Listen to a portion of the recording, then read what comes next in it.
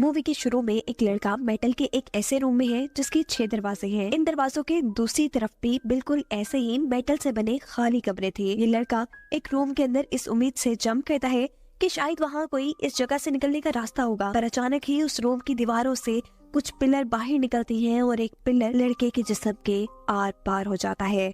ये लड़का मर चुका था, जिससे मालूम होता है कि ये जगह एक डेथ ट्रैप है। अगले सीन में ऐसे ही क्यूब नुमा रूम के अंदर 3 लोगों को दिखाया गया है जिनको कुछ याद नहीं कि वो यहाँ कैसे पहुँचे हैं। उनके पास उनका कोई सामान भी नहीं है। इससे पहले कि ये लोग सिचुएशन को समझ पाते, एक आदमी इनके रूम में जूता गिराता है और ये जानने के बाद कि ये रूम सेफ है, वो हिरोशी नाम का लड़का इस रूम में जंप कर देता है। कुछ देर बाद इस रूम में एक लड़की भी आ जाती है और अब जब हिरोशी इस रूम से भी निकलने के लिए अपने ऊपर वाला दरवाजा खोलता है तो वहाँ से उसी लड़के की लाश आकर कमरे में गिरती है जो पिछले ही सीन में मरा था, जिसे देखकर कि सभी डर जाती हैं। एक लड़का तो दूसरे दरवाजे से यहाँ से निकलने का प्लान करता है, पर हिरोशी उसे रोककर कहता है कि नहीं, ऐसे किसी भी कमरे में जाना सेफ नहीं है। वो अपना जूता फेंककर कमरे को चेक करता है। जूते के रूम में जाते ही तेज आग ने उसे जला दिया था, जिससे पता चलता है कि कुछ कमरों में खतरनाक ट्रैप्स हैं जो मुख्तलिफ सेंसर्स के जरिए ऑन हो रहे थे और अगर ये लोग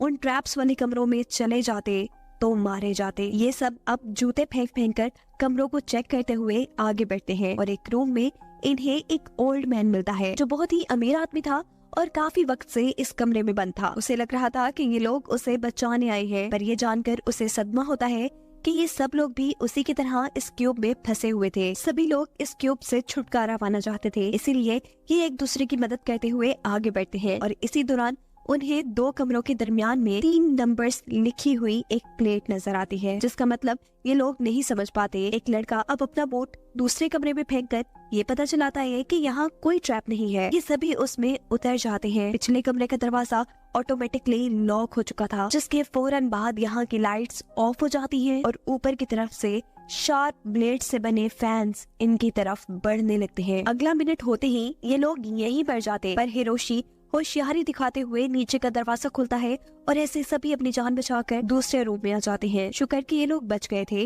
पर फिलहाल इनकी जूते फेंक फेंक कर रूम चेक करने वाली ये गेम फ्लॉप हो चुकी थी। अब इन्हें कुछ नया सोचना था। इस मर्तबा चिहारो रूम्स के दरमियान में नजर आने वाले नंबर्स को कैलकुलेट करके एक थ्योरी देता है कि यहाँ जितने भी रूम्स हैं उनके गेट पर इवन नंबर्स लिखे हैं, सिवाय एक गेट के जिस पर प्राइम नंबर है। हो सकता है कि उस रूम में ट्रैप न हो। अपनी थ्योरी को प्रूफ करने के लिए वो लड़का अपनी जान पर खेलकर उस रूम के अंदर जंप कर देता है। ओह गॉड, उसकी ये थ्योरी सच निकली। यहाँ कोई ट्रैप नहीं था। अब इसी फॉर्मूला को यूज करते हुए ये एक के बाद एक रूम में जा रहे थे, लेकिन जैसे उनका सफर खत्म ही नहीं हो रहा था, रूम से बाहर निकलने का कोई रास्ता था ही नहीं। आखिर में वो एक ऐसे कमरे में आकर रुकते हैं जिसके साथ जुड़े बाकी सब कमरों की एंट्रेंस पर इवन नंबर लिखे हुए थे, मतलब उन सभी कमरों में ट्रैप्स हो सकते थे। ये वापस पिछले कमरे में जाने का फैसला करते हैं, पर वो दरवाजा तो परमानेंटली लॉक हो चुका था। सब चिहारों को दोबारा कैलकुलेशन करने को कहते हैं, लेकिन सब फ्लॉप था। ये एक एक करके अब सारे रूम चेक करते हैं और इन्हें मालूम होता है कि यहाँ एक रूम ऐसा मौजूद है जिसके अंदर साउंड सेंसर है। ये लोग बगैर आवाज किए उस रूम से गुजरकर दूसरे रूम में जाने का फैसला करते हैं और जब आखिरी लड़का उस रूम से गुजरकर दूसरे रूम में आ ही रहा था तो गलती से उसका जूता साउंड सेंसर वाले रूम के अंदर गिर जाता है। शोर की वजह से यहाँ लेजर ट्रैप एक्टिव होकर उस लड़के की टांग जख्मी हो जाती है। ये लोग दोबारा प्राइम नंबर वाली थ्योरी का इस्तेमाल करते हुए जैसे ही एक और रूम में आते हैं तो अब ये लोग परेशान हो चुके थे। ये वही रूम था जहाँ से इन्होंने आगे बढ़ना शुरू किया था। वो इस जगह से निकल ही नहीं पा रहे थे।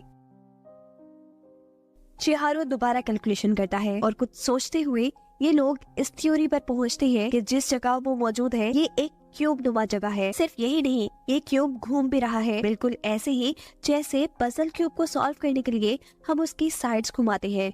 इसीलिए शायद ये लोग इस जगह से कभी बाहर नहीं निकल सकते। हिरोशी ये सुन पागल हो चुका था। वो कहता है, नहीं, ऐसा नहीं हो सकता, मैं रुक नहीं सकता क्योंकि मेरे पास वक्त नहीं है। मेरी वाइफ मेरा इंतजार कर रही है, मैंने उससे वापस आने का वादा किया है। वो सभी को अगले रूम में पढ़ने का कहता है और ऐसा करते हुए जिस क्यूब में ये लोग थे वो अचानक बहुत तेजी से हिलने लगा, जिसके नतीजे में छोटा हिरोशी और उसका साथी ट्रैप क्यूब में गिर जाते हैं, जहां बहुत सी लेजर बीम्स उनके ऊपर हमला करती हैं, जिनसे ये लोग बहुत मुश्किल से ही बचते हैं। हिरोशी अपने साथियों को बचाने के लिए अपनी जान पर खेलकर उस खतरनाक क्यूब में उतर जाता है।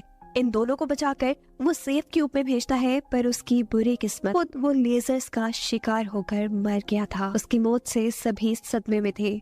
अगले कई घंटे ये लोग हिरोशी के मरने के गम में रहते हैं और फिर दोबारा हौसला करते हुए यहाँ से निकलने की कोशिश में लग जाते हैं। चिहारो एक नई कैलकुलेशन करते हुए इन सबको बताता है कि गेट्स पर लिखे हुए जिन नंबर्स को ये लोग इवन और प्राइम नंबर समझकर आगे बढ़ रहे थे, असल में वो नंबर्स इस बड़े क्यूब के अंदर छोटे छोटे क्यूब्स की डायमेंशन बता रहे हैं, एक्स, वाई और जेड एक्सेस पर। वो अब और बड़ी कैलकुलेशन करते हुए फाइनल रिजल्ट निकालता है कि अगर वो लोग वाई एक्सेस को फॉलो करते हुए आगे बढ़े तो इन्हें सेफ रूम भी मिलेंगे और कुछ ही रूम्स पार करने के बाद ये लोग क्यूब के एज यानी किनारे पर भी पहुंच जाएंगे, जहां से बाहर निकलना आसान होगा और इस टॉर्चर भरी जिंदगी से उन्हें आजादी मिलेगी। इसी फॉर्मूला को फॉलो करते हुए ये लोग एक रूम में आ जाते हैं। यहाँ इन्होंने कुछ देर रेस्ट करने का फैसला किया था और वो ओल्ड मैन यहाँ इन सब लोगों से कहता है कि मुझे लग रहा है कि ये मेरे दुनिया में किए हुए गुनाहों की सजा है। शायद हम इस जगह से कभी नहीं निकलेंगे। मैंने बहुत से लोगों को धोखा दिया था और ये मेरी सजा है। उसके ऐसा कहते ही ऊपर से लोहे के रॉड्स आकर नीचे गिरते हैं और ये क्यूब 2 हिस्सों में डिवाइड हो जाता है। इस क्यूब के साथ उनकी टीम भी अब आधी आधी डिवाइड हो चुकी थी। ये लोग अब अलग अलग ही आगे बढ़ने का फैसला करते हैं। ओल्ड मैन और शिंजी दोनों को ही मैथ नहीं आता था, लेकिन हार वो भी मानने वाले नहीं थे। चिहारो, वो लड़की और उनका दूसरा साथी अब अपनी कैलकुलेशन करते हुए आगे बढ़ते हैं। यहाँ एक स्क्रीन थी जिसमें चिहारो के साथी को उसके पास्ट की बुरी यादें दिखाई जाती हैं, जहाँ उसके भाई पर दुनिया ने बहुत ज्यादा जुल्म किए थे। वो सुसाइड कर रहा था लेकिन उसने अपने भाई की जान नहीं बचाई। ये सब देखकर वो गम से पागल हो जाता है और अपना सर पकड़कर रोने लग जाता है। चिहारो, जो छोटा बच्चा था, वो भी बनने वाले लड़के की स्टोरी देखकर सदमे में इसलिए आ चुका था क्योंकि दुनिया उसके साथ भी बिल्कुल वैसा ही जुल्म करती थी। दूसरी तरफ शिंजी और वो ओल्ड मैन जूते फेंक फेंक कर रूम्स को पार कर रहे थे और यही वो ओल्ड मैन शिंजी से कुछ बुरी बातें कहता है। वो कहता है कि जवान लोग काफी जज्बाती होते हैं और ये सब सुन शिंजी को गुस्सा आ चुका था। वो गुस्से में बिना कुछ सोचे समझे उस आदमी का सर दरवाजे में रखकर दरवाजे को बार बार बंद करता है और उस आदमी को मार देता है। सीन दोबारा दूसरे ग्रुप की तरफ शिफ्ट होते हैं, जहाँ चिहारो उस लड़के को बुज़दिल कह रहा है क्योंकि वो ना अपने भाई को दुनिया से बचा सका और ना ही मरने से। चिहारो खुद अब बहुत ज्यादा डिप्रेस हो चुका था। वो जीना नहीं चाहता था, इसीलिए वो इस कमरे का नीचे वाला दरवाजा खोलकर एक ट्रैप रूप में जंप करने का फैसला करता है। लेकिन इस मर्तबा दूसरा लड़का अपने गिल्ड को खत्म करने के लिए चिहारो को मरने से बचा लेता है। अब ये लोग आगे बढ़ते हैं और इस रूम में जब वाई एक्सेस पर ये लोग एक दरवाजा खोलते हैं तो फाइनली उन्हें इस क्यूब से बाहर का रास्ता दिख चुका था, लेकिन बाहर बहुत ज्यादा अंधेरा था। वो एक क्यूब रूम को लिफ्ट के तौर पर काम करते हुए भी देखते हैं और इनके ख्याल में यही क्यूब लिफ्ट इन्हें बेस तक ले जाएगी। अब ये लोग एक और मर्तबा कैलकुलेशन करते हैं जिसकी मदद से ये लोग लिफ्ट क्यूब तक पहुंच सके। कैलकुलेशन करते करते ये लोग आगे ही बढ़ रहे थे कि इन्हें अब शिंजी भी मिल चुका था जो ओल्ड मैन को मार चुका था। जब ये लोग ओल्ड मैन के बारे में उससे पूछते हैं तो वो कहता है कि ट्रैप रूम में जाने की वजह से वो मर गया। खैर, अब ये लोग आगे बढ़ते रहते हैं और शिंजी आखिर में जबरदस्ती इन सब लोगों को एक ट्रैप्ड रूम के अंदर ले आता है। उसके जहन में पता नहीं क्या चल रहा था, उसे शायद इन सबको मारना था। इस रूम में आकर वो इन सबको बताता है कि ओल्ड मैन को भी उसी ने कत्ल किया था। इस लड़के से डरकर चिहारो और वो लड़की एक दूसरे क्यूब में चले जाते हैं, जबकि उनके दूसरे साथी को शिंजी बहुत मारता है। वो लड़का पूछता है कि तुम आखिर मुझे मार क्यों रहे हो, तो शिंजी बताता है कि वो बस अपना बदला ले रहा है उस चीज का जो दुनिया वालों ने उसके साथ किया। वो एक लोकल शॉप पर काम करता था जहाँ उसके मालिक के साथ साथ वहाँ आने वाले सभी लोग उसकी बहुत बेइज्जती करते थे। इसी चीज ने इंसानों के लिए उसके दिल में नफरत पैदा कर दी और यही वजह है कि वो ना अब खुद जीना चाहता है और ना ही दूसरों को जिंदा देखना चाहता है। शिंजी अब गला दबाकर इस लड़के को मारने ही वाला था, लेकिन आखिरी वक्त पर उसे अपने मरे हुए भाई की याद आती है जिसे वो बचा नहीं पाया था। वो अब हिम्मत करता है और अपने आप को बचाने की कोशिश करता है। इससे पहले कि वो शिंजी की ताकत के आगे खत्म हो जाता, इस ट्रैप रूम में से ऊपर से कुछ सलाखें आकर शिंजी को ही लग जाती है और शिंजी मर जाता है। चिहारो और वो लड़की दूसरे गेट पे खड़े ये सब कुछ देख रहे थे और शिंजी के हाथों बचने वाला ये लड़का अपने दोनों साथियों को इस कमरे से बाहर निकालते हुए अपने आप को इनके लिए कुर्बान कर देता है। फाइनली चिहारो और वो लड़की लिफ्ट क्यूब तक पहुंच चुके थे, लेकिन चिहारो सदमे में था। उसके साथ जितने भी साथी थे वो पीछे रह गए थे, कुछ मर गए थे। ये लड़की उसे सहारा देती है और कहती है सामने देखो, जहाँ से बहुत तेज रोशनी आ रही थी। इसका मतलब था कि चिहारो इस क्यूब की एग्जिट तक पहुँच गया था। वो फाइनली इस टॉर्चर क्यूब से बाहर निकल गया था। चिहारो पीछे लड़की को देखता है और लड़की उसे कहती है तुम जाओ, आगे बढ़ो, अपनी लाइफ जियो, मैं बाकी बचे हुए लोगों को ढूंढने के लिए यहीं रुकूंगी।